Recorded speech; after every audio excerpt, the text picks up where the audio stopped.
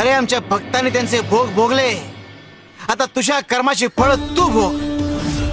तुझा अट्टहास आणि स्वतःचा स्वार्थ साधण्यासाठी तू जे करतोयस त्यातून तुला क्षणिक आनंद मिळतोय, पण लक्षात ठेव हा आनंद फार काळ टिकणार नाही. स्वतःच्या सुखाची पायाभरणी जर दुसऱ्यांच्या दुःखावर अवलंबून असेल तर ते सुख कधी उभं राहत नाही, ते आतून कुचतं.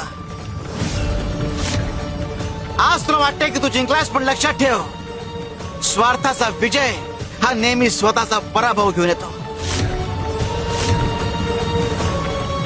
दुसऱ्याचं अनिष्ट चिंतन ही स्वरासाची सुरुवात आहे. जो दुसऱ्यासाठी अंधाराची प्रार्थना करतो तो स्वतःच्या आयुष्याचा दिवा स्वतःच विझवतो. शिव हर शंकर नमामि शंकर शिवशंकर शंभो, हे गिरिजापती भवानी शंकर शिवशंकर शंभो.